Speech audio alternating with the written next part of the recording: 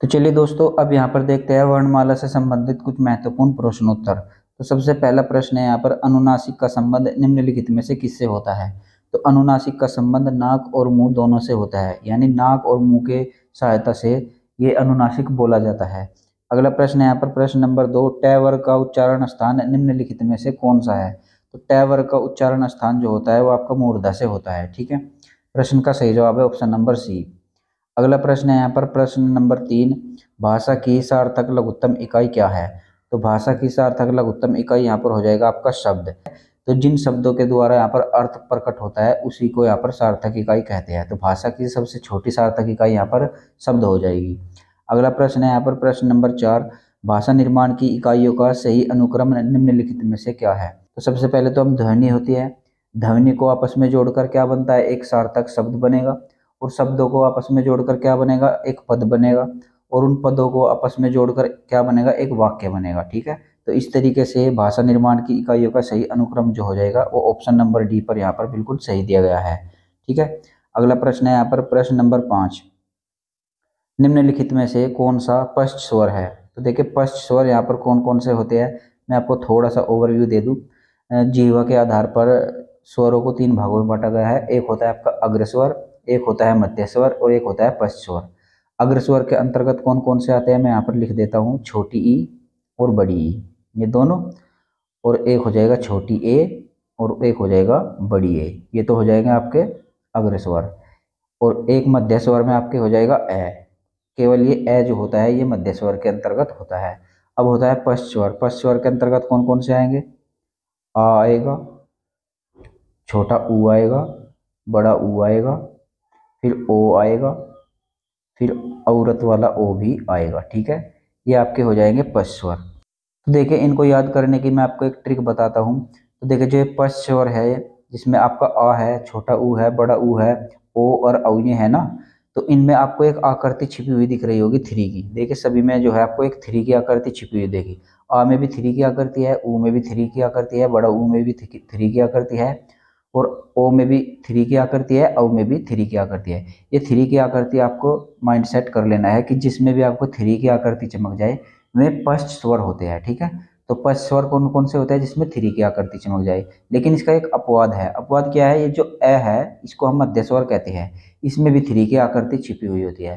तो सिर्फ आपको ये एक अलग से याद रखना है कि जो खाली ए है वो आपका मध्य स्वर हो जाएगा, और बाकी जितने भी 3 की आकृति वाले यहाँ पर स्वर दिए गए हैं वे सभी यहाँ पर पश्च स्वर हो जाएंगे।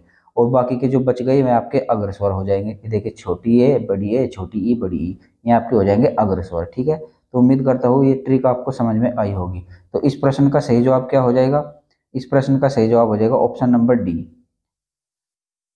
अगला प्रश्न है यहाँ पर प्रश्न नंबर 6, निम्नलिखित में से किस क्रम में पार्श्विक व्यंजन है। तो पार्श्विक व्यंजन यहाँ पर किसको बोलते हैं, लय को यहाँ पर बोला जाता है। प्रश्न का सही जवाब हो जाएगा ऑप्शन नंबर सी। अगला प्रश्न है यहाँ पर प्रश्न नंबर 7, निम्नलिखित में से कौन सा एक महाप्राण वर्ण है। तो देखिए महाप्राण वर्ण यहाँ पर कौन कौन सा हो जाएगा, महाप्राण वर्ण हो जाएगा आपका स। महाप्राण वर्ण को याद करने की बेसिकली एक ट्रिक भी है, 2 4 उष्मा ढक ढक्कन। ठीक है, इस तरीके से मैंने इसको याद रखा है। और उष्मा से यहाँ पर निकल के आते हैं उसमें व्यंजन। उसमें व्यंजन कौन से होते हैं, तीनों स और है। तो देखिए स और जो है होता है ना, तो उसमें तो यहाँ पर स इसका सही जवाब हो जाएगा ऑप्शन नंबर डी, ये महाप्राण के अंतर्गत आता है। अल्पप्राण को याद करने की भी ट्रिक है, महाप्राण को भी याद करने की ट्रिक है। मतलब पूरी हिंदी जो है मैं आपको ट्रिक के द्वारा याद करा सकता हूँ, और बहुत ही अच्छे तरीके से डिटेल में कंसेप्ट के द्वारा भी याद करा सकता हूँ। तो इसकी मैं जब कभी थ्योरी क्लास लूंगा तो तब उसको यहाँ पर बताऊंगा। अभी तो आप मैं सीधा यहाँ पर MCQ फॉर्मेट में आपको करा रहा हूँ। ठीक, अगला प्रश्न है यहाँ पर प्रश्न नंबर 8, क्षय ध्वनि निम्नलिखित में से किसके अंतर्गत आती है। तो जो अक्षय ध्वनि होती है ये संयुक्त वर्ण के अंतर्गत आती है। अगला प्रश्न है यहाँ पर प्रश्न नंबर 10, अंतस्त्य वर्ण कौन से है। तो अंतस्त्य वर्ण यहाँ पर होती है ये रे लैब है। ठीक है, ये तो आप सभी को पता होगा, ऑप्शन नंबर 20 प्रश्न का सही जवाब है।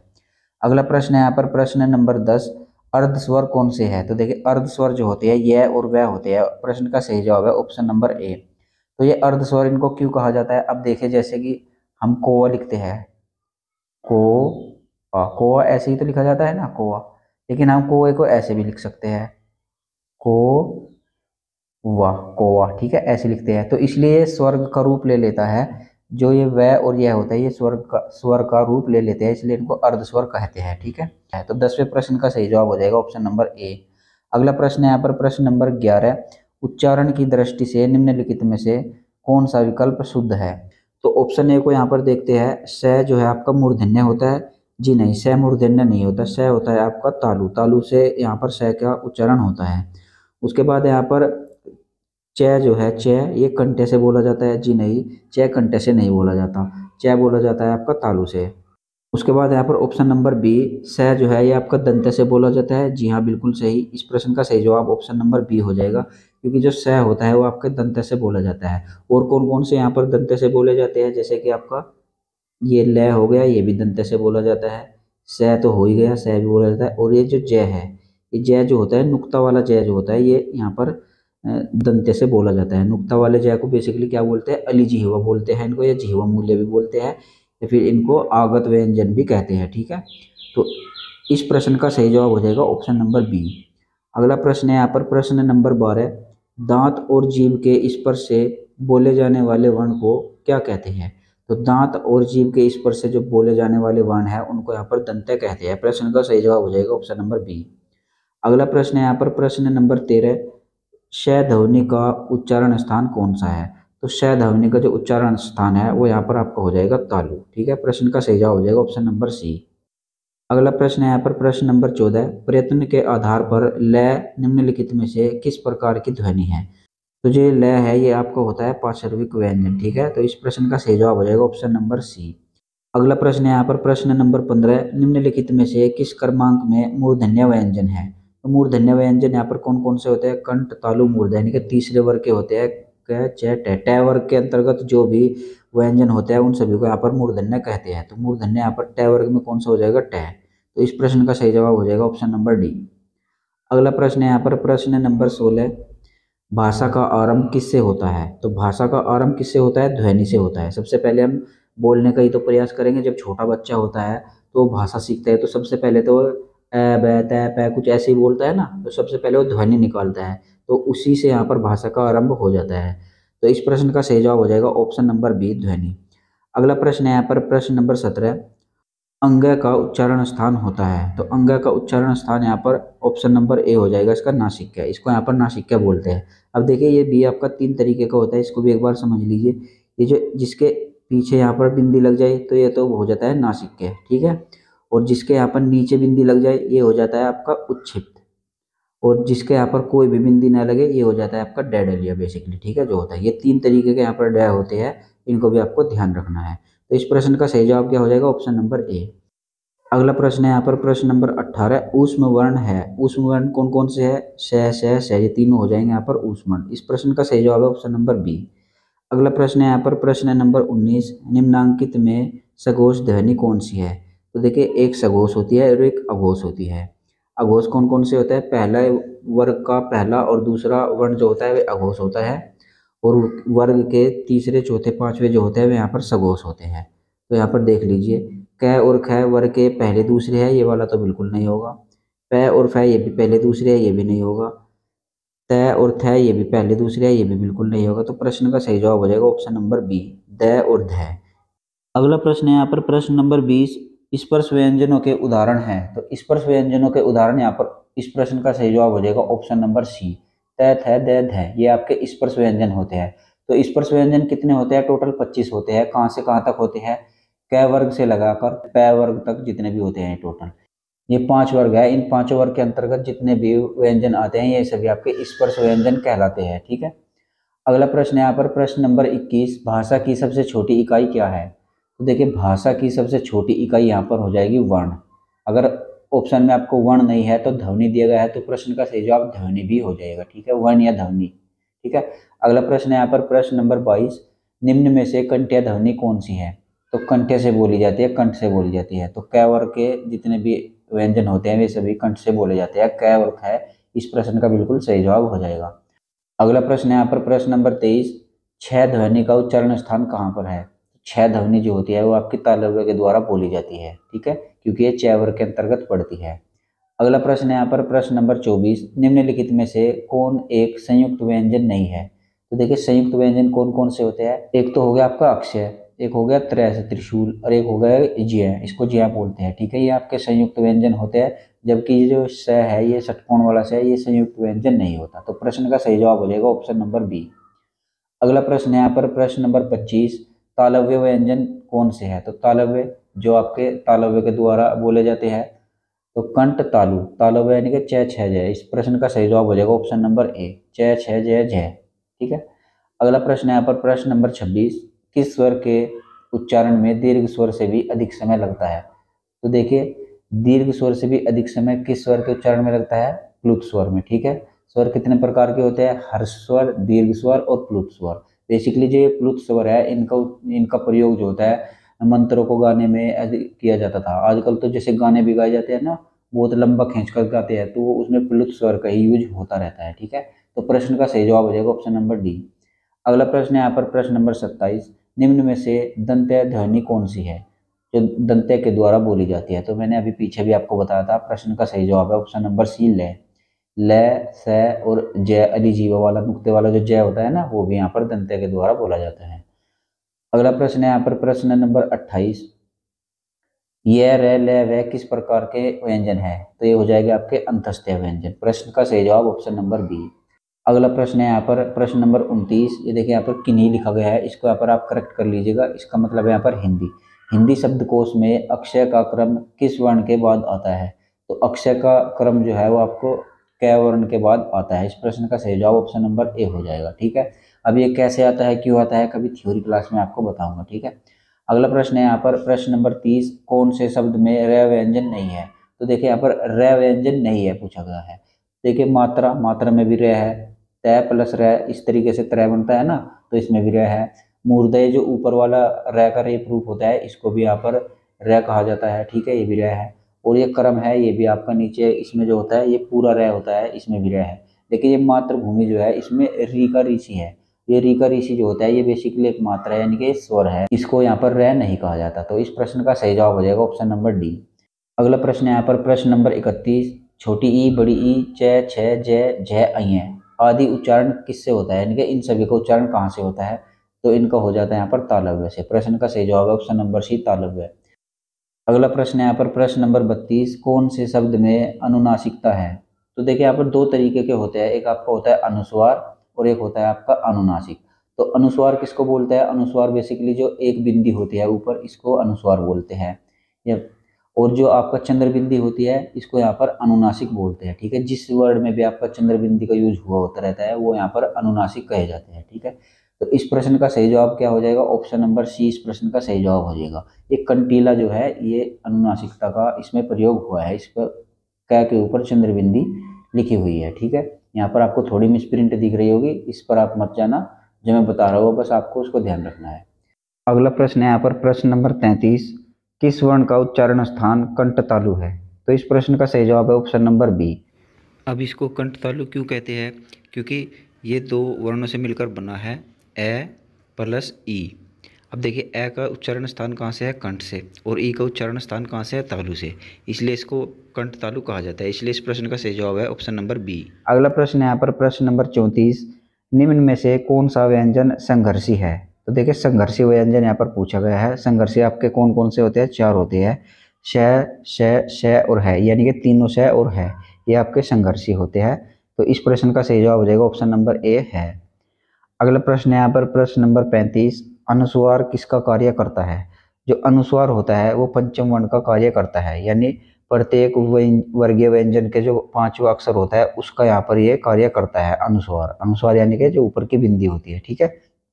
अगला प्रश्न है यहाँ पर प्रश्न नंबर 36, प्लुत स्वर कौन सा है? तो देखिए प्लुत स्वर आपका हो जाएगा ये पहला ही ऑप्शन नंबर ए, ओम। अभी देखिए जो ओम लिखा हुआ है इसमें आपको बीच में दिख रहा होगा छोटा ऊ की तरीके का, ये दिख रहा होगा, ये देखिए छोटा ऊ नहीं है, ये क्या है? बेसिकली आपका ये थ्री होता है।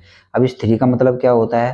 थ्री का मतलब होता है कि जो आप यहाँ पर मात्रा है, जैसे कि ओ की मात्रा है, इसको आपको एक मात्रा के बराबर नहीं, दो मात्रा के बराबर नहीं, बल्कि तीन मात्रा के बराबर इसको खींच के बोलना है। जैसे कि अगर हम एक मात्रा के बराबर बोलेंगे तो बोलेंगे ओम, अगर हम दो मात्रा के बराबर बोलेंगे तो बोलेंगे ओम, और जो हम तीन मात्रा के बराबर बोलेंगे यानी कि इससे भी ज्यादा तो बोलेंगे ओम, ठीक है। तो यहाँ पर ही प्लुत स्वर का यूज होता है, तो इसलिए इस प्रश्न का बिल्कुल सही जवाब हो जाएगा ऑप्शन नंबर ए। अगला प्रश्न है यहाँ पर प्रश्न नंबर 37, निम्न में से कौन सा शब्द कंठ तालव्य है? तो कंठ तालव्य आपका हो जाएगा यहाँ पर ऑप्शन नंबर डी। ठीक है। अगला प्रश्न है यहाँ पर प्रश्न नंबर 38, वर्ण तालिका के अनुसार ह्रस्व, दीर्घ और प्लुत क्या है? तो ह्रस्व, दीर्घ और प्लुत ये आपके हो जाते हैं स्वर। ठीक है, स्वर की कैटेगरी है, 3 तरीके के स्वर ये होते हैं।